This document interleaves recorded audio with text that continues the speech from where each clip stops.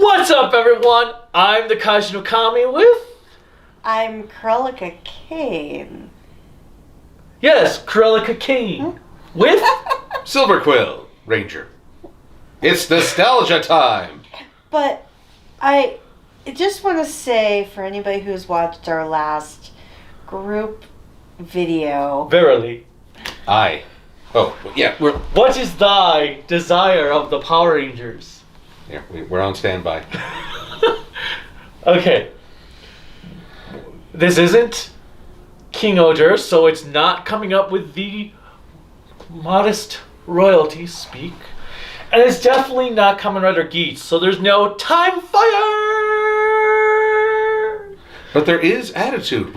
After 30 years, we actually got a teenager with attitude. No shit! I know! So, if you haven't guessed, we are here to talk about Power Rangers Once and Always, the new Netflix anniversary special. I don't know why you said if you haven't guessed, because most likely you're going to put it in the goddamn title. That's not the point. So they wouldn't have you had never to know. guess. Somebody might have accidentally clicked on the video on their phone. In which case, now look away lest ye go mad. And like, oh, what's this? What are they talking about? Huh. Oh, it's for Power Rangers. I'm going to watch this. But you What is can this called? still see the title. That seems like a very highly coincidental event that a Power Rangers fan will accidentally click on this video and not bother to scroll to look at the title. I never said it was about Power Rangers. It was just somebody actually clicked on it when they were trying to go onto another video, and boom, their thumb hit the wrong video that they were just scrolling past on their phone, and boom, like, I didn't mean to open this. Hey, this is kind of interesting because these people are kind of cool. So this season on Delusions of Grandeur...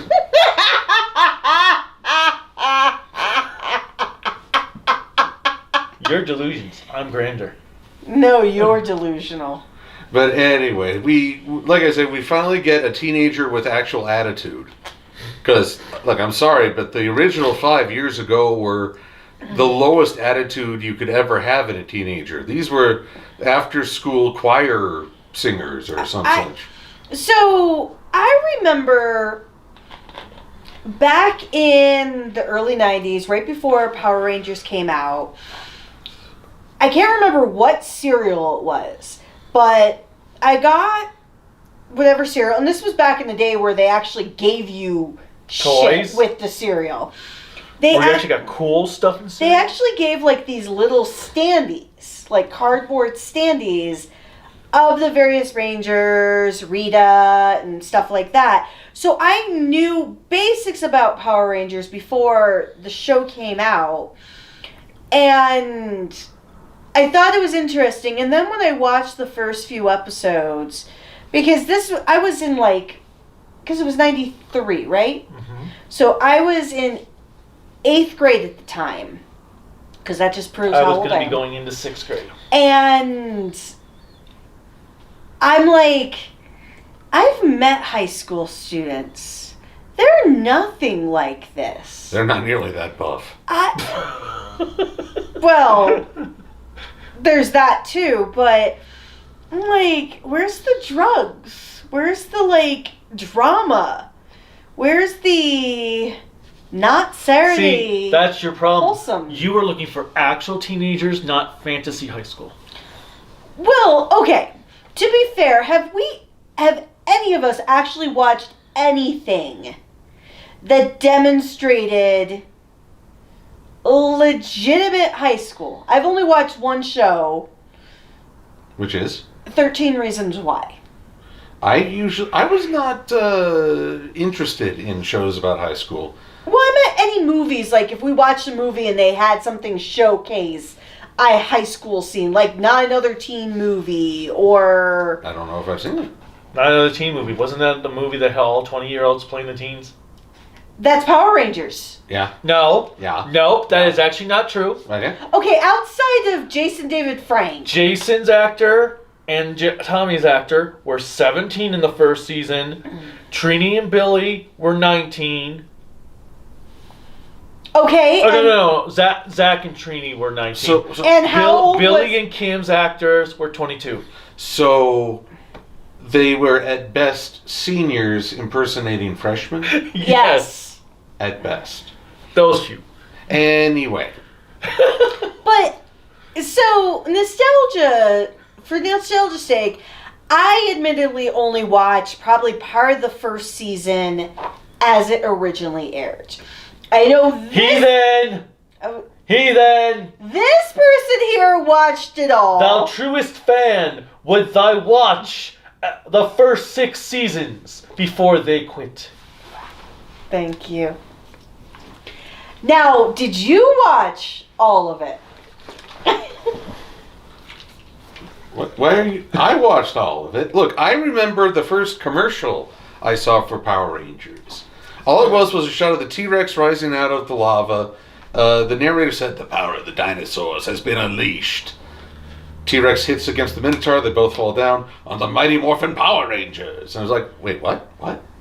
So yes, I was, being a dinosaur fan, I checked it out. And I was considered too old for the target audience. I was in the 6th grade, so I have no idea who the hell they thought was the target audience, really. But No, you would have been in 7th grade. Yeah, I was going to 6th grade. oh, okay. Well, then 7th grade. Yeah, so- because it goes 6, 7, 8. So, but I still liked it. I enjoyed it. Had to keep it under wraps for the most part because, again, it's middle school, and even if people might have shared your interests, they would never admit to it. Yeah, in the real world, back in the 80s, before... And 90s. Well, in New In York. 80s and wasn't 90s, I I didn't care. Well, I- you didn't care.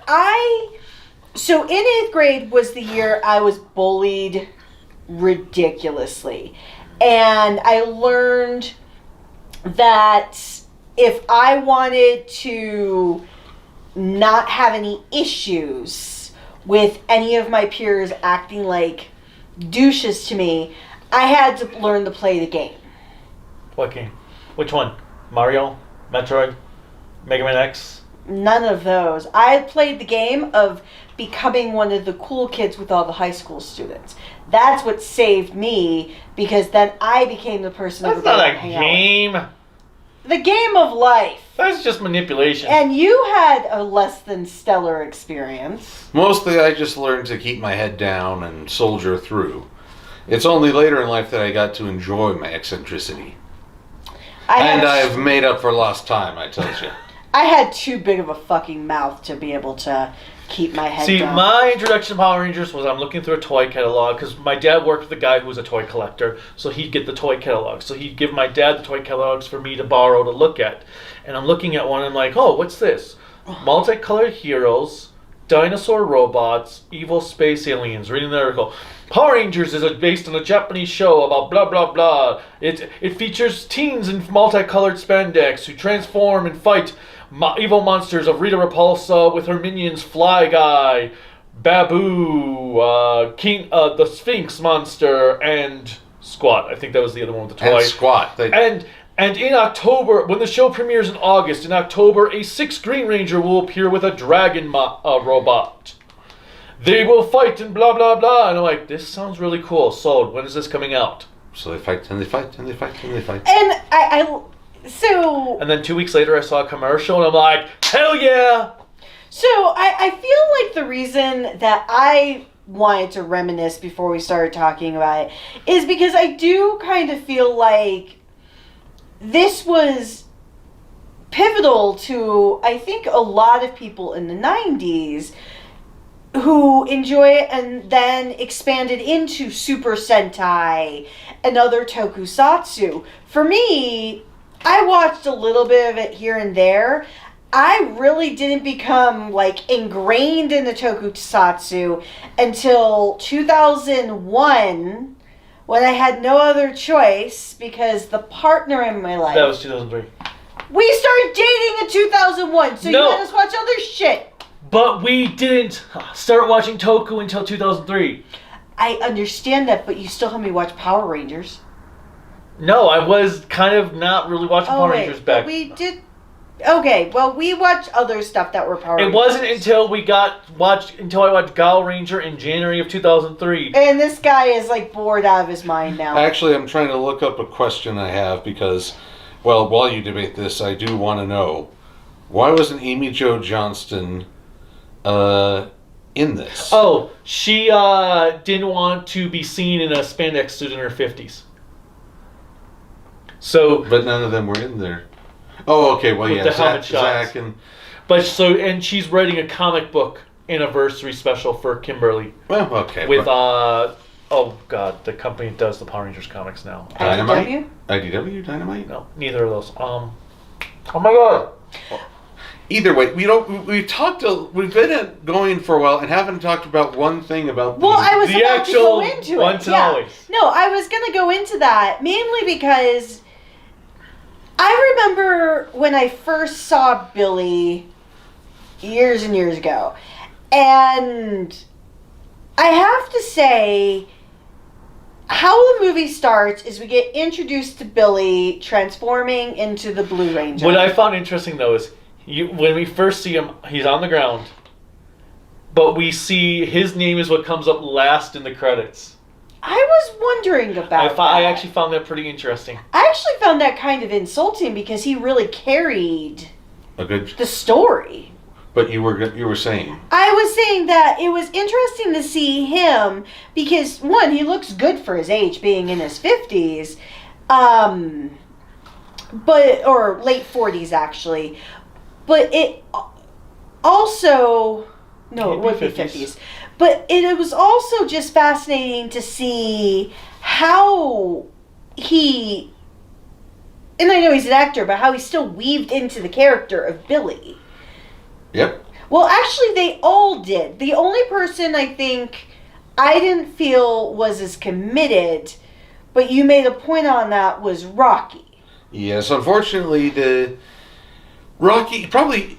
I'm jumping a little ahead, but Rocky's funniest scene is actually him in the background as Zach and Min are arguing, and he's just like, I don't want to. Are there more putties that I could fight? Could I fight some putties, please? This is way too uncomfortable. I'd rather be fighting putties right now.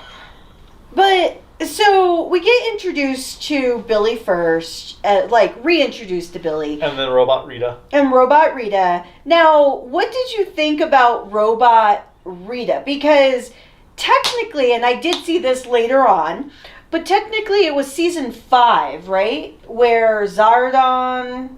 Did you just say Zargon? Zardon, I said. Zordon? Zordon, yes. Zargon is the villain in Hero Quest. Okay, Zordon. Well, this just proves that I'm more inclined to Sentai than I am Power Rangers at this point in my life. But, so, at the end, I think it was season 5, right? For Space? No, that was season 6. Season 6, when basically... Andros destroys the tube that sends all of Zordon's energy across the universe and kills all the minions, except apparently it had a stop point because there's all these other millions for the next 20 years around. But you can't wipe out evil. But Zordon kind of healed in a way Zed and Rita. So and Divatox. So she looks normal. Well, as normal as you could possibly get. But apparently, in the flimsy storytelling of anything Power Rangers, I'm just going to put that out there. The flimsy storytelling of Power Rangers is that when Billy was trying to bring back Zordon, he brought back the evil energy of Rita. In a robot body. Alpha 8, no less. And so she goes to kill Billy. Yellow Ranger Trini, and I just say it like that because sadly Thui Tran passed away many, many, many decades ago. Or many years ago, I mean. 22 years ago. Oh yeah, it was. Because it was 2001. It's just... But beyond that, so they used her voice from... archival footage from the original Well, they used series. all the voices for archival for everyone who wasn't Billy or Zach. Or except for Jason. They did the morphing time one with Jason's voice, but yeah, all the grunts were not him. And so it was very sad knowing it was kind of sad to hear the voice of Trini, but knowing that she's long since been gone. And it's also a hard pill with Jason David Frank recently passing. Yes, and especially because you do have the Green Ranger and you have his archival voice rather than having him there, because I imagine if he was still with us, he'd have been on board. He would have been on board. Well, that was the one thing people weren't sure about, because this, I think, was started to film before he had died. Really? But something happened with the Lord Dargon, is it? Dragon arc that apparently, even though Frank was on board with it early on, something changed and he felt a very serious betrayal by the producers. Really? I don't know all the details, but that may have had something to do. He was also working on his Legend of the White Dragon project. So it was sad to kind of see that, just because there is so much going on. And so after that, we see Zach and Billy arguing about how to tell Min, Trini's daughter. And it seems like Trini was the only one who had a child, it seemed like. Well, no, Kat mentioned she had a kid. With JJ. With Tommy. Oh, was she still with Tommy? Yeah. Yeah. Tommy's the father. Ooh, that's a Maury Povich statement. You are the father! Well, I don't think that... Okay, do I need to pull out the Ranger Slash Fiction to tell you how this happened? Well, I can... Well, Slash Fiction is usually about guy and guy. It was an episode of Zeal. Girl and girl. It was an episode of Zeal. What do you mean? Will you stop saying that? The Christmas episode for Zeal starts out in the future with Kat and Tommy's grandchild. Yeah, they're talking about Christmas. So yeah. And how the Rangers saved Christmas. I understand how the birds and the bees work. Okay. Well, with that sting out of the way. She strucketh me. I've been Dr. Pepper when you want to assault your friends. Consult the doctor. But, so, we get them arguing about how they're going to tell Min her mother's dead, and they just literally blurt it out, and the poor girl is like, wait, what? But here's what I find interesting. One would expect that brainy, by the books, Billy would be the one arguing to follow Zordon's rules, and Zach, the more party oriented, would be the break the rules. But no, it's the opposite. It's Billy who's saying, look, forget the rules, we have to be truthful with her. And I found that a very interesting development of his character. Billy never struck me as a guy who would rebel against the rules. But in truth, given the fact that he had one of the longest Ranger runs, he saw how many times that you had to bend the rules or, break them for a good cause. Well, yeah, because while the actor may have not been there for the entire run, his character of Billy Cranston was, because he was turned into a kid, correct? No. Oh. Well, he was briefly, but he got better. Oh, They all returned the kids. No, he just couldn't have the power because they only had 5, and some reason because he was there at the explosion of the power of the command center, his energy diminished his ability to transform. They essentially came up with reasons why he couldn't be the Gold Ranger. So convoluted. Well, okay, let's get some of the convolutions of it, because I'm impressed at how they handled all of that. Mm-hmm. All right. So, going into this, I was like, okay, how is Rita back even as a robot if she was transformed? Yes. We covered that. Why is Billy back on Earth when he retired to Aquitar and had a fishwife? Oh, well, I was confused about that because I didn't know that, but... Let's see here. I feel like there was another one. Oh yeah, are they gonna address the fact that Tommy and Kat got married and had a family? And but it seemed like they were separated because Tommy was there And Kat seemed to not know what was going on. Well, I think it's basically we're meant to assume that Tommy was still doing the ranger thing while Kat focused on being a mom. I actually kind of felt like it was almost hinting like there was a divorce or something. I didn't get that impression. I felt that. Mm.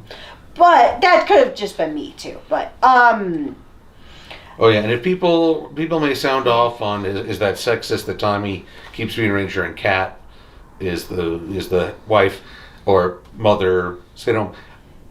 I view it as a choice. Kat made a choice. That does not diminish her. It is not lessen her independence. She made a choice to focus on being a mom. Respect that. Well, absolutely. So gender roles are not the way they used to be. What? Well, I'm just okay. So then we have. What? Well, I'm trying to get to. Are you cutting her off? Yeah, fine, go.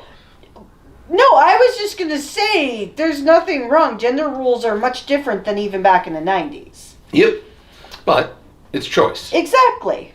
So. I like how a man is saying that, though, so that's funny. But go on. I just wanted to see Marcus roll his eyes. Wait. Have Are you okay? Are you overheating? You awake? Do you need a spritzel? No. Spritzel? No. You do? So we've got. Our story starts off with a big battle that has some cool camera going around in that first scene.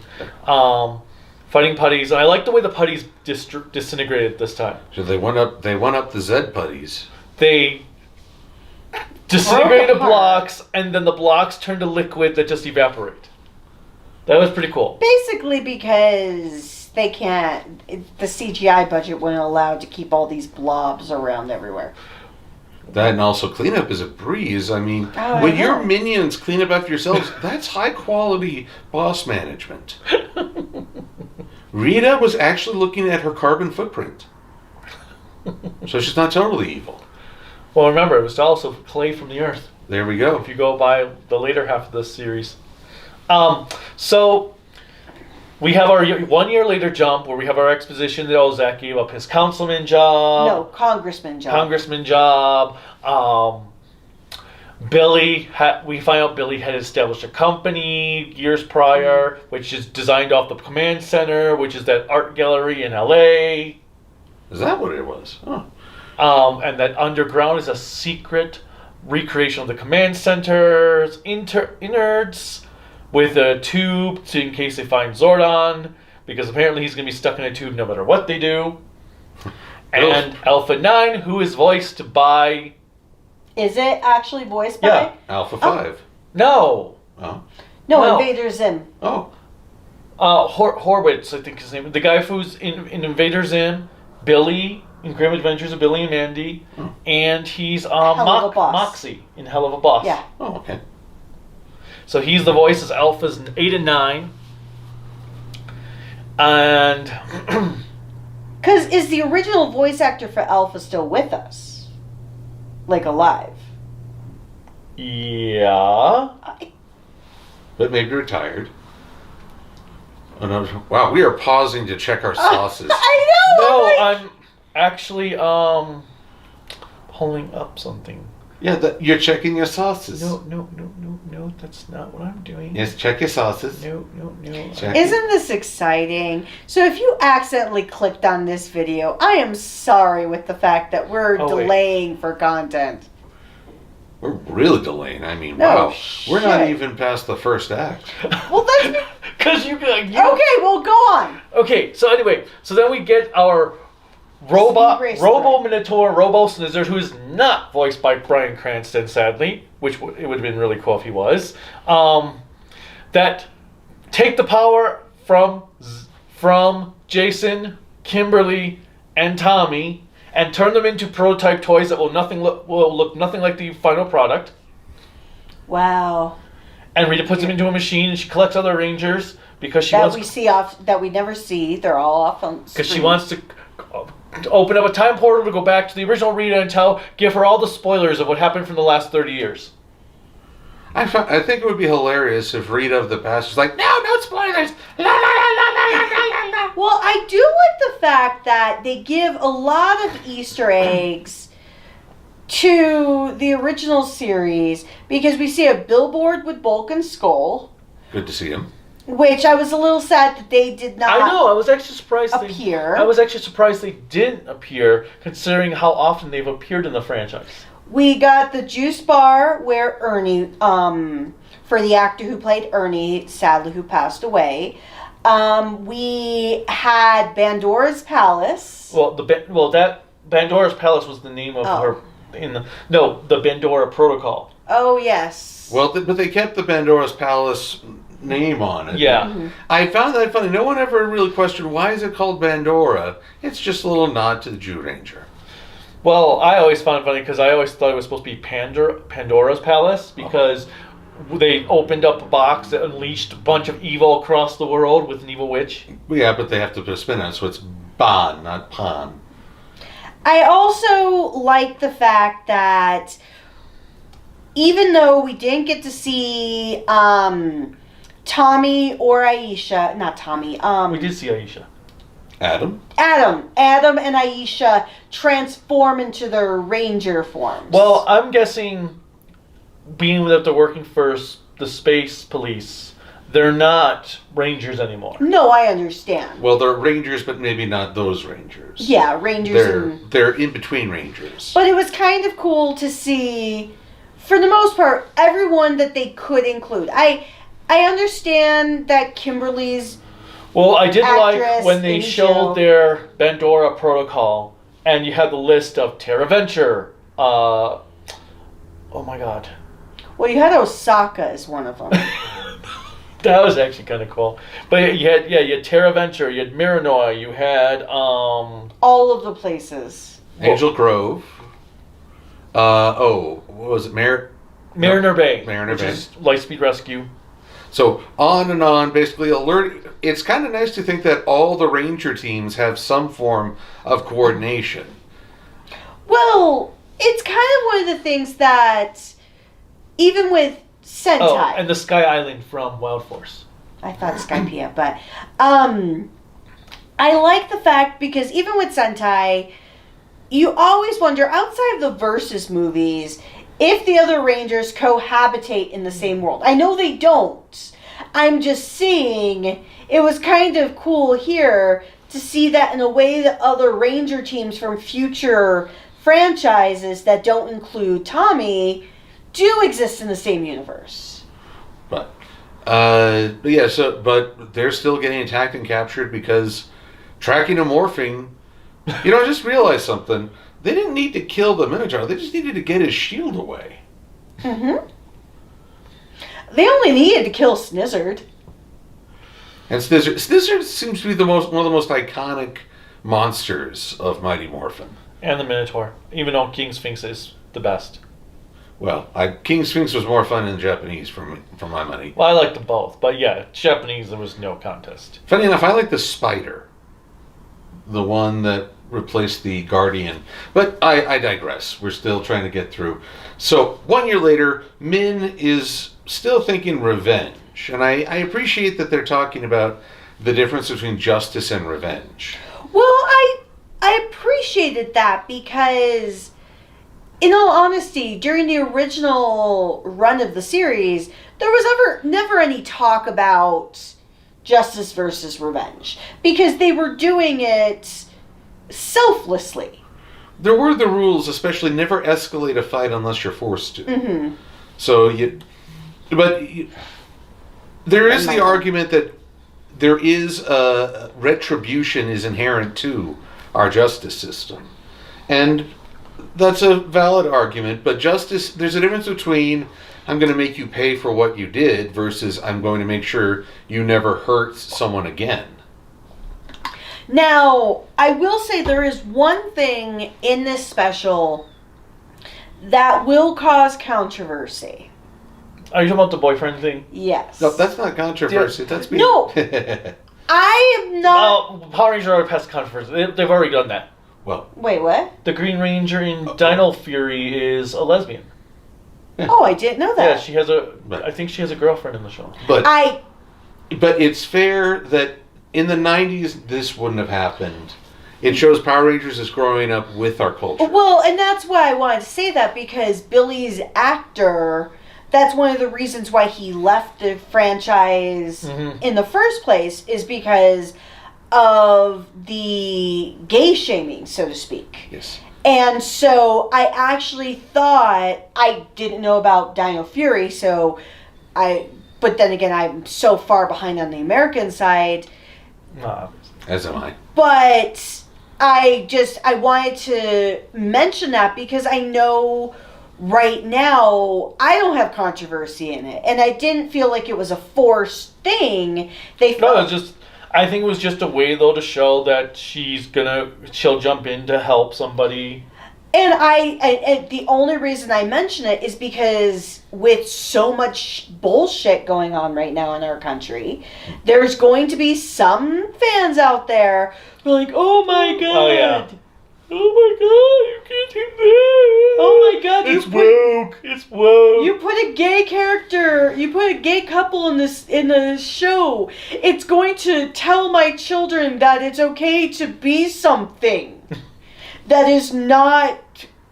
Well, it's not normal. It's everybody is who they are. It's okay to tell. You're going to tell them it's okay to be something that I don't want them to be. Yes. They can't be something I don't like because my God told me it's bad. Oh, also, we're pointing to us, but not really pointing at us. No. We're pointing at the. We're very pro obviously. diversity. You never know. Context is important. But I wanted to mention that because it did catch me off guard, because very infrequently do you have that in children's television. Mm-hmm. Even in this day and age, you don't, like, even with Voltron, the new Voltron, I was like, oh my god, they made him gay, and it was like, still the best character. Yeah, Shiro is still the best character, no matter who he loves. And in all honesty, they made the one character, oh god, the green one. Pidge? A girl. You know, you just gave spoilers for people who've never watched Voltron, right? Oh yeah, that's going to ruin the entire show for them. Actually, the Pidge plot twist does kind of, how many years has it been? I was going to say, how many years has it been? Hey, people still get mad when they learn Eris died. What? How dare you? I still got modded because I mentioned Eris dying in Final Fantasy VII, so I got modded for saying I didn't give a spoiler warning for that ahead of time. It happened over 25 years ago. That's like spoiling that Darth Vader is Luke's dad. You don't do it. Some things you just don't spoil. And Rosebud is the sleigh. I'm sorry. Okay, the whole Luke being the son of Darth Vader, even if you have never seen anything about Star Wars in your life, you already know that spoiler. Only if you watch Simpsons. I'm sorry, Simpson. Actually, any fucking medium out there has spoiled the whole Luke, I am your father. Yeah, with getting it wrong of how the scene actually goes, like you just did. I know it's wrong, but still. Okay, sorry. Go ahead. Y'all are getting too heated. I'm gonna have to, miss. It's too cold outside for that. I'm not spraying you directly, so you can't get mad. It just hit my foot, therefore I'm going to be mad. But anyway. So, I don't know. After our spray of spoilers. Of random things that are not Power Rangers related. I mean, okay, so Kat and Rocky being called in. Kat had an interesting arc in that she kind of paralleled Tommy, a former villain brought in. The fact that she played a cat monster means this is the Power Rangers version of Pussy Galore, I guess. We'll have to let Chrysalis Bloodborne know about that. But oh my god! Poor Rocky. He never really got to be an independent character. He was always just Jason's replacement. And it was hard to give him an actual character. He tries to be a little bit of the goofball, but never quite. Well, yeah, then he gets his neck broken in Turbo, has to be replaced by Justin, and then he just kind of disappears after a few episodes. Well, I appreciate that he apparently perfected the kick he was working on in Turbo, because he took out several putties with some good kicks. Well, I appreciate also with his waistline reduction during morphing. Yes, I agree with that, because it kind of reminded me of, well, probably about 3 different series where you have... Well, yeah, that's the one thing I will say, because in Jetman, when you have a bigger character, he transforms, he's still a bigger character. Here, it was like Rocky transforms and whoop! And this isn't fat shaming, it's the simple fact that with time, you get a little bit of a pouch. It's just, why did they not have a stunt actor, to match the size? Well, it's kind of like in Go Busters, when in Go Busters... The Blue Ranger get taller? Or, no, he gets shorter. I was going to say, the actual actor for the Blue Ranger was 6 foot. When he transformed, he went to like 5'7". Wait, wasn't that also true in the Mammoth Ranger? Yes. That dude was tall. The dude was humongous. And then shrinks. But yeah, that is like, Sentai does it all the time. If they have a bigger character, when they transform, they're still bigger. So Rocky should still be bigger. You don't need to like super thin him. And it's not like we said, it's not fat shaming. It's just as people grow older, their bodies change. And from what it looked like when he was walking in, it looked like he was a firefighter. Yeah. A firefighter, which I have never met a svelte, skinny firefighter. Most of the firefighters I have met, and even men and women, they're built. Yeah, they are like tanks. That was kind of annoying that it was the same suit actor for Jason's, and that was like, no, they shouldn't have done that. Budget. But either way, he stepped up, but he wasn't quite funny enough to be independent. He was... only could work well if he was in a scene with somebody else. And going on, though, the other point, though, with the suit actor, there were bigger putties in there. Oh, yeah. So why couldn't they have one of those stuntmen do the Red Ranger stunts? I would say stunt people. Whatever. Because I know they're trying to integrate female stunt actors rather than just putting boobs in the thing and pretending it's a woman. So I don't know why they didn't do that. But yeah, he didn't really have a character arc or anything. Now, the only thing I was frustrated with Zach is they mentioned like a few times that he was a congressman. And I'm like... Well, he went to a peace conference. It's like... I kind of felt like they were trying to shoehorn importance onto him. But I think, notwithstanding the fact that he is caring for one of his best friend's children, I think that's the most important thing of it all. Because most people, and yes, I am going to be a little bit sexist here, so I apologize in advance, most men don't always step up to take care of somebody else's child all the time. And that is not a dig all the time. It's just, more often than not, it really is the man not stepping up. But I was really impressed with the fact that when Trini passed, because of the statement that he made, that Min was all she had. That was their family, which made me sad to wonder what happened to her family from the series, because I know she had parents. Well, everyone technically has. Well, you know what I mean. Well, no, there could be test tube babies out there. Who knows? But it was sad to think that their entire family was gone, and Zach stepped up and said, I'll take care of you. I will take care of you. I am going to make sure you have the best life still going forward. And yes, you lost one parent, but you're gaining another one. Well, you're also joining the Ranger family. Yes. In a sense. And then, well, I also appreciate that the Ranger powers don't just work if you have the coin. You have to be accepted. I did like that as well. Because I was a little afraid when she grabbed it that it was just going to work perfectly. So funny though when she's in the juice bar and she's like, "You're all going to get it now." And the putties are like We're waiting. I like We're how waiting. some of them laughed in their own way, like... I appreciated cats coming. All these years and the place still sound like angry turkeys. Now, talking about Min's actress.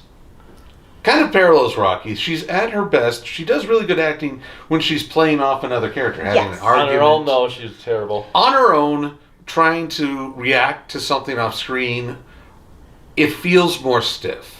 She really is at her best with another actor. Well, I look at it in two ways. With Rocky's actor, there is a possibility that, and I don't know his career, so if somebody wants to put in his comments more of what he's done throughout his career, that's great. I don't think he's had, it didn't feel to me as he had a continuous career in acting. I don't think he did. Well, either way. And there's nothing wrong with that either. Not all child or teenage actors continue because sometimes they just don't have the love for the franchise. For Min's actress, I kind of feel like this would have been like her first, if not her first role, her first majorish role where she had to be. Well, he opened up his own jiu-jitsu studio in California. Well, there you go. Well, he did. He had great fight choreography for himself when he was not in costume. Yeah. Which is something I really do appreciate that they did with the original Power Rangers. I can't speak for future series because I don't know them well enough, but I know from speaking and listening to Tony Oliver during some of his panels at conventions we've attended, that one of the things that they looked for in the original casting are individuals that either had some training or interest in martial arts or gymnastics, which is kind of why they played up, like with Zach doing the hip-hop jitsu. People, really, it's hip-hop keto. Oh, All I know is whatever. Or Kimberly having her period where she was doing everything for gymnastics. I remember the one gymnastics tryout episode. Yes. And by the way, it's Power Saber. But, What did they call it? The Power Super Sword or something? Mega sword. It's not. for what? It's the Power The Sword.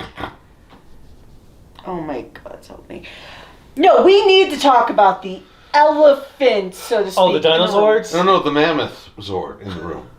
Well, no, we need to talk about the Zord because these two were so mocking and riffing and heckling this mech. Well, I think we came down to the fact that it has Donald Trump arms. and the greatest Megazord and the greatest Megazord of all time.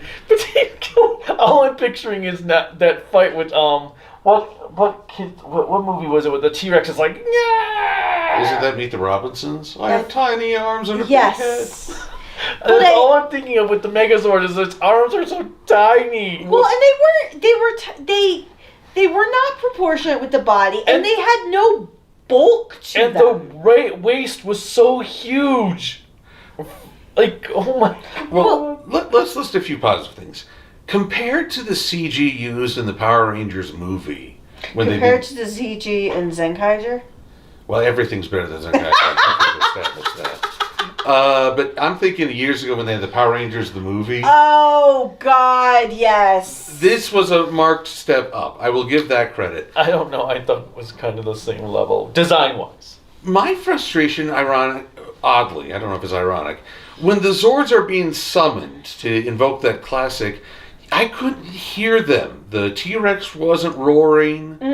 That you hardly could hear what was really going on. And it's kind of funny that the sound was what made those entrances epic.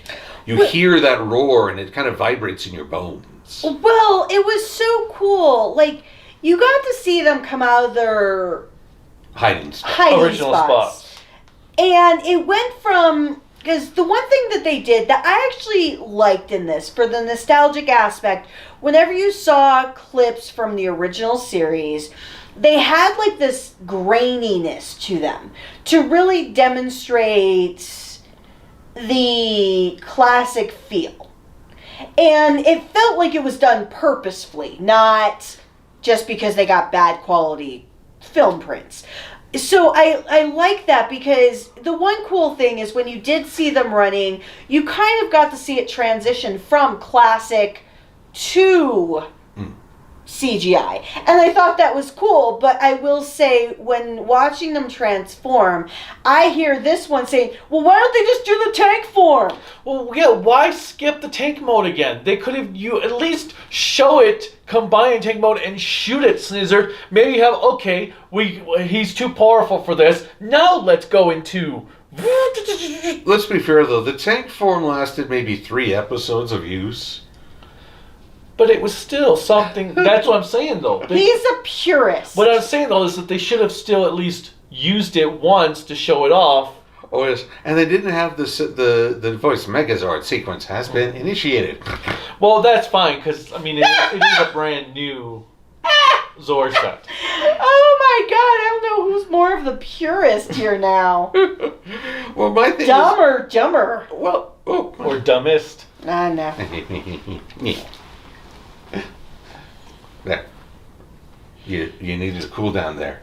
You best check yourself or else you wreck yourself.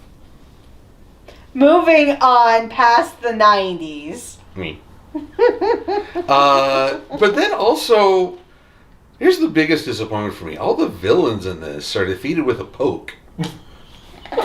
I mean, I think the Zord battle was... That sounds very inappropriate right No, it's just the tip.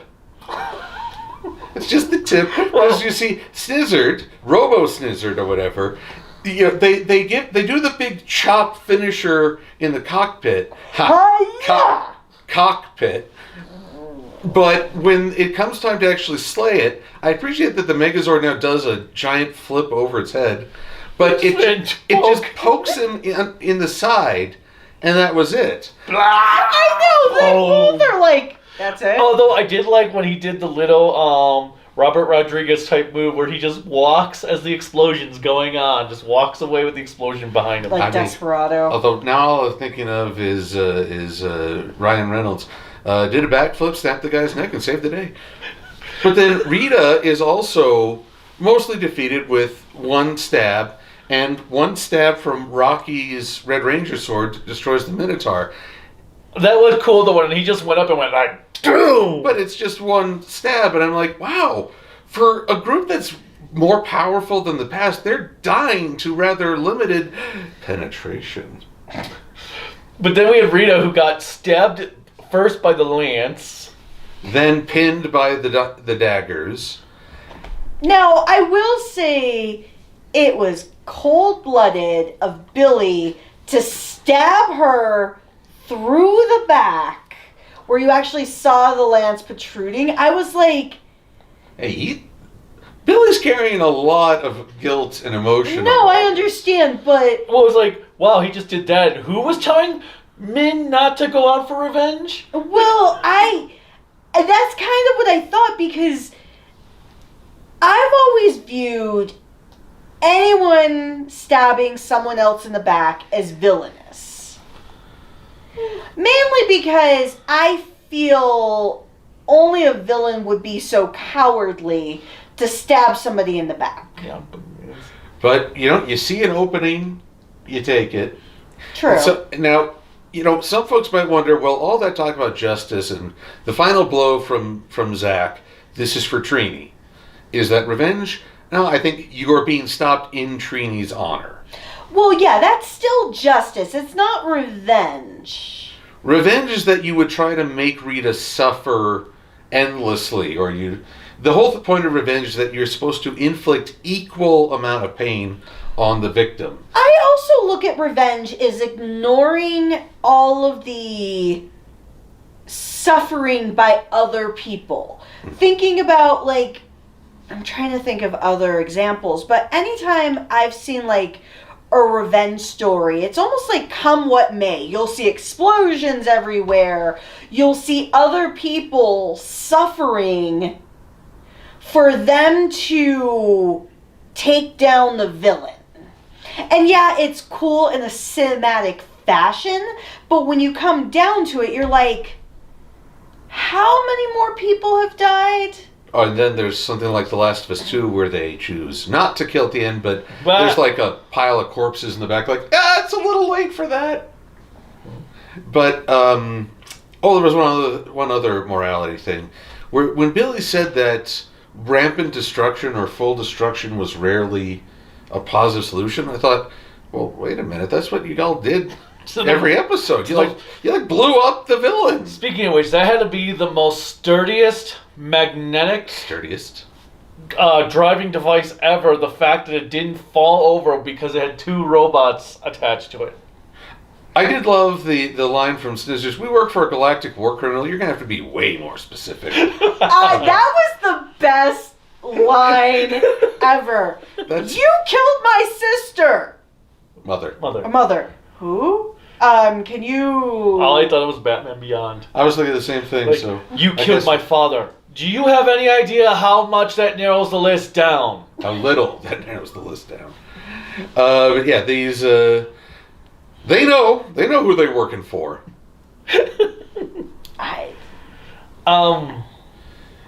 And then everyone gets to go home, happy-go-lucky. Aquitians will fix everyone off screen. Billy's fish wife is calling for him. Sleeps with the fishes. Look, I'm sorry, but that's what they said. That's what they did. They're Aquitians. They're fish people. Misty. Well, they always told him there'd be a lot of fish in this. Actually, now thinking about it, it's kind of interesting considering season 1, Billy was afraid of fish. Yeah, that's part of the joy. And I did appreciate the reference to Trini rescuing him from a little cliffhanger. Or the Go Beam. Oh, yeah, with Shell Shock. Yeah, and I really appreciate that the focus was on Zach and Billy. Now taking on more adult, mature roles. The one thing I was like, no, don't do that. When Min said she experienced her mom's memories through the morphing grid, and Billy said, maybe I shouldn't give up on Zordon.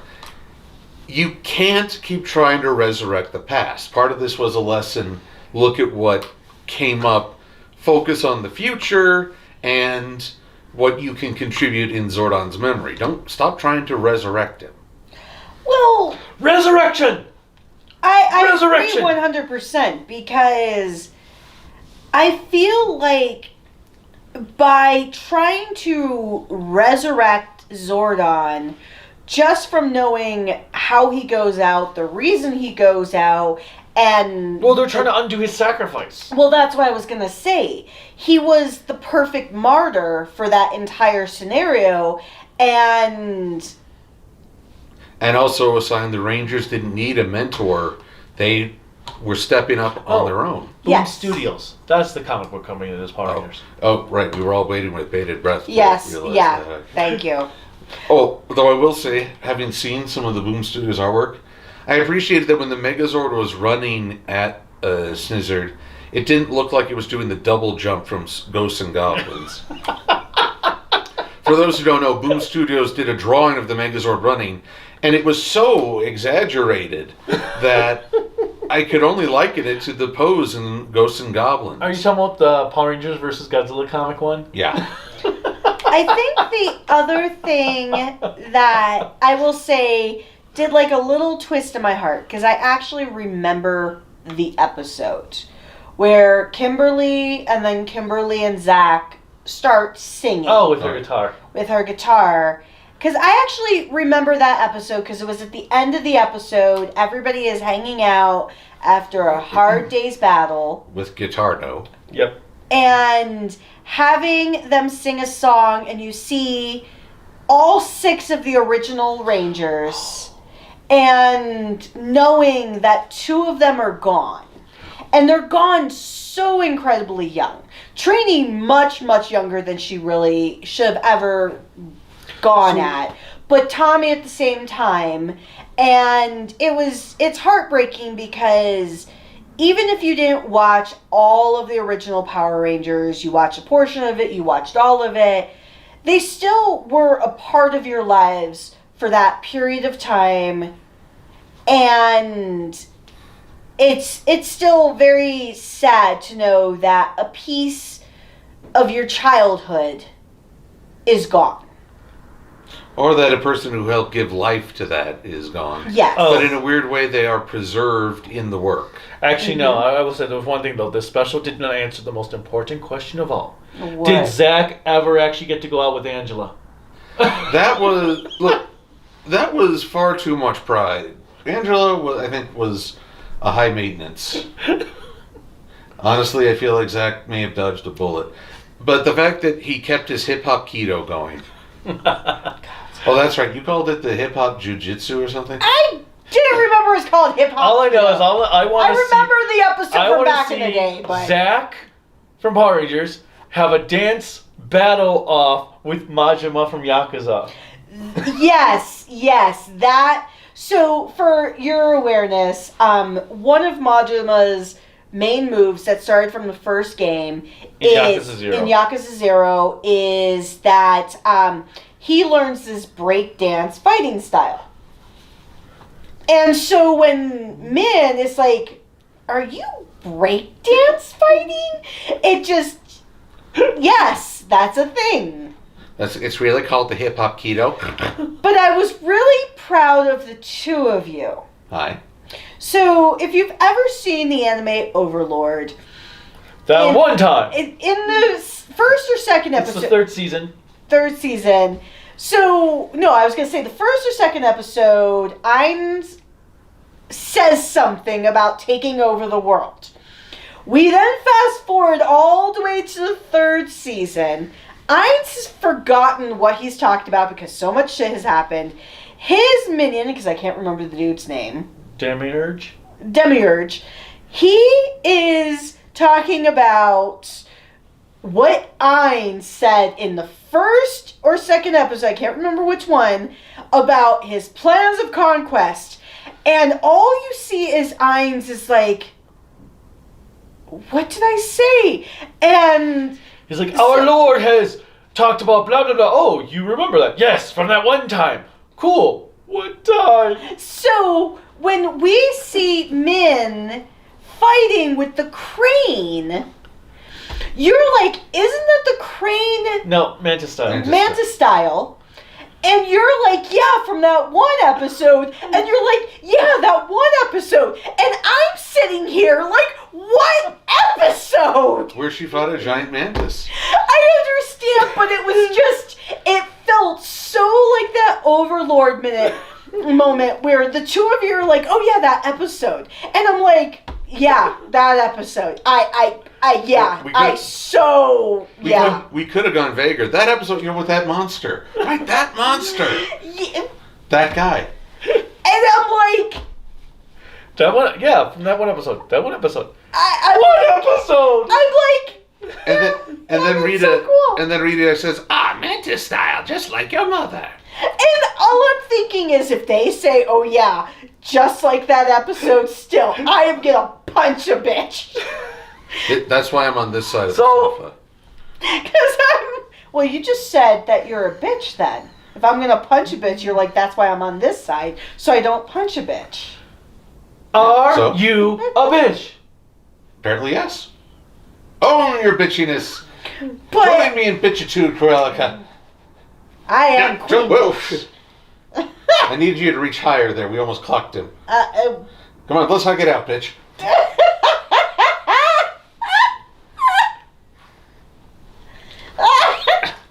I just want something for her to grab onto, Ow! Ow! Ow! Oh, hey. No, he's not actually hurting me. Damn it! Bear claw style.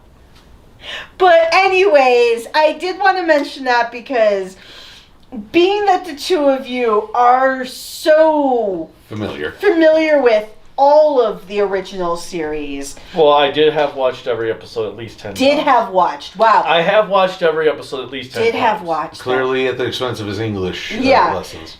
Have you actually listened to their acting and how they talk? But anyone would forget their English skills at that I point. did like how the fact that the script was just like the original series from what I remembered, because the storytelling was super flimsy. And I also liked the fact that even if they have all acted for years, I know Rocky's actor hasn't.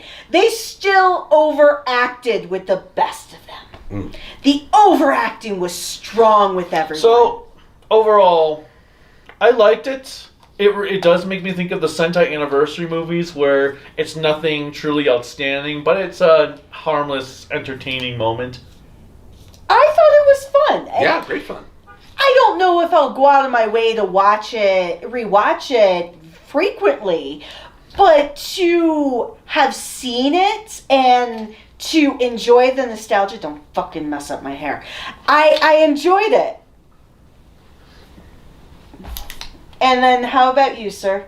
I greatly enjoyed it. I thought it was a lot of fun. I appreciated, given how David Yost was treated during production, I appreciate that he is essentially in the leadership role this time around. And I appreciate that he came back. Well, Very and much. I also think that show goes to show how Hasbro has approached this anniversary compared to how Saban approached Super Megaforce. So it was a very fitting tribute, a tender farewell to Thuy Trang and Jason David Frank.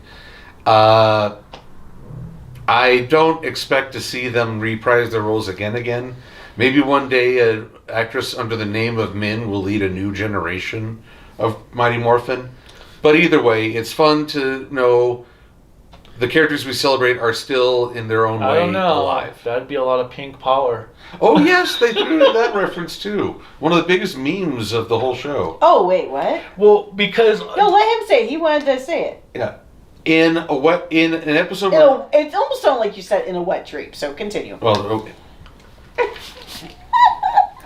In a Western episode, Zordon tells Kimberly she can't have 2 pink power coins because too much pink power is dangerous, which has been a meme floated around. So when Kat says, yeah, even if pink power is dangerous, I'm once a ranger, always a ranger. Okay, so at least you get it because I never knew that. And I was just thinking of like Metal Gear with like whole time paradox or some bullshit like that. well, Kimberly sent back in time to Angel Grove in the Wild West era when everyone has a Wild West counterpart, and she gets the power coins to give to the counterparts to Rocky, Adam, Aisha, and Billy. And then in the past. in Wild West times, No, They're I have some ancestors. concerns. their ancestors. No. I am very concerned because during Wild West time, Adam and Aisha would not be, This is even possibly Rocky, would not be in the positions they're in. this is a very idealized. Even though they come from a whole nother state in the series where they grew Well, up. they're in California, so never mind. It would be very open-minded. But here's the kicker. Just to add to the trivia, apparently that episode is considered one of the most controversial Power Rangers Because of the use of the guns. because the Blade Blasters were holstered as guns and used only as guns. Even though in this movie, Billy was using a Blade Blaster quite As a gun. as a gun. Because they are guns! That's the point, they're guns! Well, they also flip out a blade, but you know. But yes, They're too But full. yes, so Kimberly gets the power coins to give to the other Rangers, and Zoran says, "Well, basically tell her because you have your Pink Ranger coin. There'd be too much pink power going on to have another Pink Ranger." Wow, it's almost like I said that Well, no, 3 minutes ago. I was trying to fully explain the context to her. Like context. Oh, like I was not giving the full context. Well, Why are you hitting at me? Hitting him! because there's nothing to mess up with there. Oh, that's a deep cut. Almost as deep as a teenager with attitude. Alright, Jennifer, I'm going to full spray mode, you realize. Now we're really streaming. Anyway, what did you guys think of Power Rangers Once and Always? Why were you flipping it like that? You were even like shooing him away. Let us know in the comments below. Click like, subscribe, the bell notification, whatever else YouTube tells you to click on to support us. You can support us at Kaiju no Kami on Patreon, Discord, Instagram, Twitter, Facebook, and whatever else I have forgotten. whatevers. And then you can buy cool Kaiju no Kami merchandise at creativitybydesignllc.com/shop, because it is at the creativitybydesignllc.com website that I own. There will also be a link in the description below that will have a link that will take you directly to the linked website page. Wow, that was very convoluted. Do you not understand how I linked them together? In that... And there is also MLP Silver Quill on Twitter, DeviantArt, and YouTube. YouTube in particular will have all my links to Patreon and Ko-fi support. And also hair products. Really? Hair products? Yeah, how to mess them up. Taking aim at you now, Cruellica. Did you just get me my boob? Well, now. I was trying to go for a weak stream, but wow. I don't know my... Literally! You could say this is a boob tube instead of YouTube. Yeah! With that in mind, I think we covered everything to talk about, so Then some. bye.